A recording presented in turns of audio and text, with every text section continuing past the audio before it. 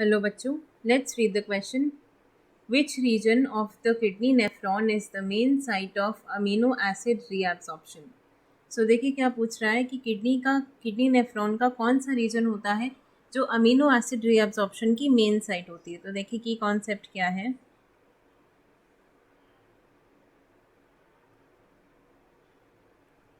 Parts of nephron.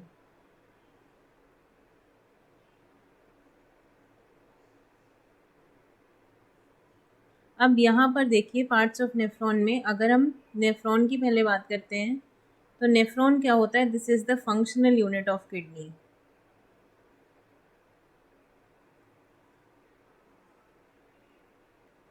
Functional unit of kidney.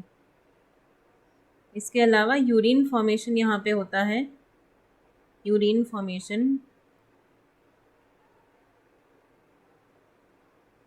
Takes place in the nephron.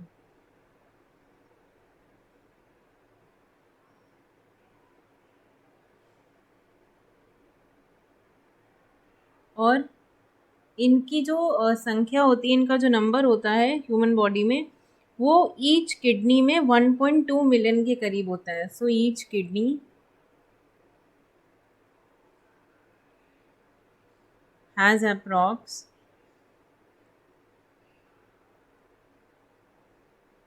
1.2 million of nephron.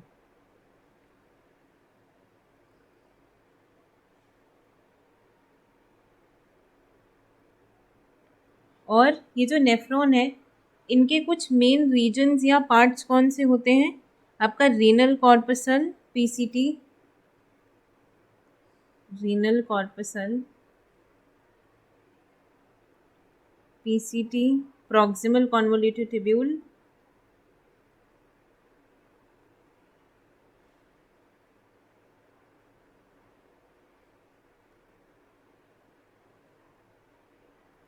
Henle's loop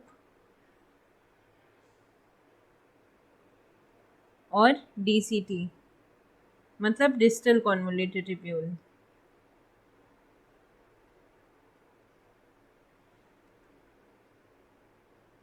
ये आपके कुछ main reasons होते हैं। बाकी ये नेफ्रॉन जो है डीसीटी के बाद कलेक्टिंग ट्यूब के थ्रू कलेक्टिंग डक्ट से कनेक्टेड होता है। अगर हम यहाँ इसका स्ट्रक्चर बनाएं तो देखिए यहाँ पे ये आपका बाउमन्स कैप्सूल है और ये बाउमन्स कैप्सूल आगे जा कर के ओपन होता है एक कॉन्वोल्यूटेड यानी कि घुमावदार सी ट्यूब के अंदर, जिसको हम कहते हैं प्रॉक्सिमल यानी कि रीनल जो कॉर्पसल है उसके पास वाली कॉन्वोल्यूटेड ट्यूब्यूल के नाम से हम इसको जानते हैं, प्रॉक्सिमल कॉन्वोल्यूटेड ट्यूब्यूल। ये फर्दर आगे बढ़ती है किसमें? एक पतली सी hair pin like loop of Henle में, इस तरीके से यहाँ पे। और ये पूरा एक पतला सा ट्यूब है। ये नीचे जो जाती हुई है ये है descending limb of Henle's loop, और ये ऊपर चढ़ती हुई जो है ये है ascending limb of Henle's loop. और फिर ये आगे जाके थोड़ी सी थिक हो जाती है। जो असेंडिंग लिम्ब होती है ये थोड़ी थिक हो जाती है, तो ये होता है thick part of ascending limb of Henle's loop, जो आगे जा कर के खुलता है किसमें?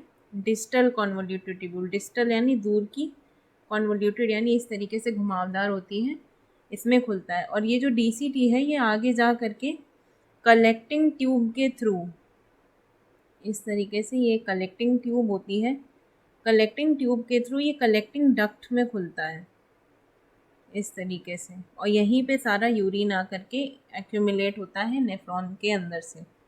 और यहाँ पे देखिए एक बाउमेंस कैप्सूल के अंदर एक एंटर करती है एफरेंट आर्टीरियोल। ये इम्प्योर ब्लड लेकर के एंटर करती है ग्लोमेरुलस के अंदर। ग्लोमेरुलस है एक कैपिलरी लाइक नेटवर्क जहाँ पर आपका मेन फिल्ट्रेशन का काम होता है। तो ये आपका ग्लोमेरुलस है। और यहाँ से एक आर्टीरियोल निकलती है जिसको हम कहते हैं इफरेंट आर्टीरियोल। ये क्या करती है? ये फिल्टर्ड ब्लड को ग्लोमेरुलस से बाहर ले जाने का काम करती है। और फिर ये आगे जा करके इस तरीके का एक ऐसा पेरीट्यूबुलर नेटवर्क टाइप बना लेती है। और यहाँ से क्या चलता रहता है? एक्सचेंज ऑफ आयंस चलता रहता है। फिर ये आगे रीनल आर्टरी की तरफ निकल जाती है। तो ये आपका एक नेफ्रॉन का टिपिकल स्ट्रक्चर होता है। अब देखिए इसमें ये वाला जो रीजन है, ये वाला, ये पूरा, इसको हम कहते हैं रीनल कॉर्पसल। और ये जो ग्रीन से शो किया है, ये है आपका PCT. This is PCT, proximal convoluted tubule. ये है लूप ऑफ हेनले। और ये लूप ऑफ हेनले का क्या है, ये असेंडिंग लिम्ब है, सॉरी ये डिसेंडिंग लिम्ब है, क्योंकि यहाँ से जो फिल्ट्रेट है वो नीचे की तरफ जाता है, तो ये है डिसेंडिंग लिम्ब। और इसके बाद ये जो दूसरी तरफ है जिससे फिल्ट्रेट ऊपर की तरफ मूव करता है, ये है असेंडिंग लिम्ब।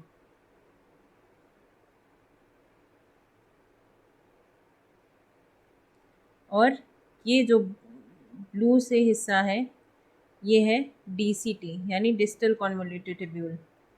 ये हो गया आपका कलेक्टिंग डक्ट, कलेक्टिंग ट्यूब, ये ट्यूब है और ये कलेक्टिंग डक्ट है।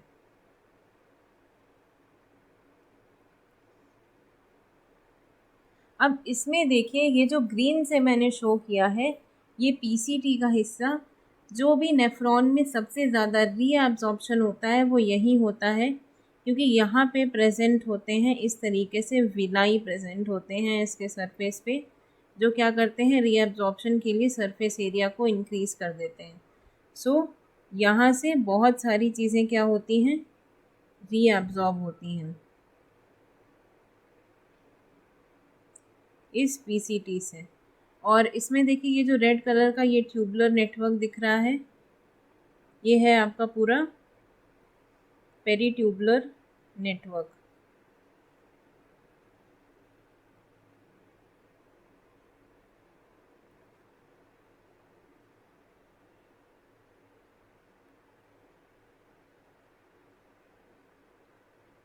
ये आती हुई देखिए ये है एफरेंट आर्टेरियोल, जो इम्प्योर ब्लड लेकर के आती है। और ये है आपकी efferent arteriole.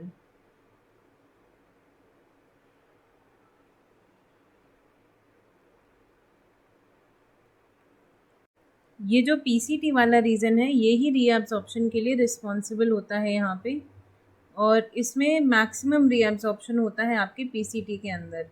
So maximum reabsorption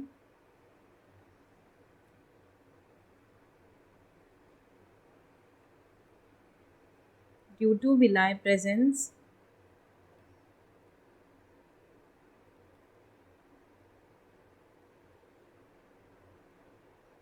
in the proximal convoluted tubule।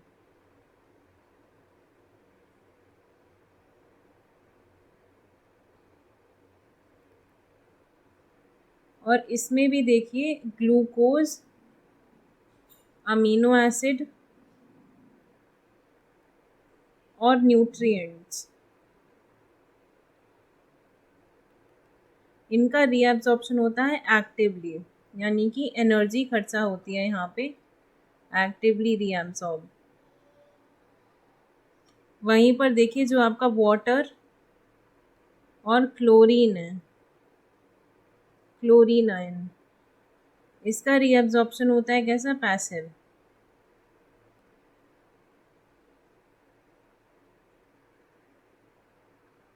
तो देखिए हम अपने क्वेश्चन के ऑप्शंस की तरफ आते हैं। यहाँ पे क्या पूछा गया था कि अमीनो एसिड रीअब्जॉर्प्शन के लिए कौन रिस्पॉन्सिबल है, तो मैक्सिमम रीअब्जॉर्प्शन पीसीटी में होता है और अमीनो एसिड के लिए भी यही रिस्पॉन्सिबल होता है। तो यहाँ पे the right answer to your question will become option C, proximal convoluted tubule is the region of the kidney nephron which is responsible for the amino acid reabsorption। और अमीनो एसिड ही नहीं, पूरे nephron में सबसे ज़्यादा reabsorption इसी area में होता है। तो answer will be option C.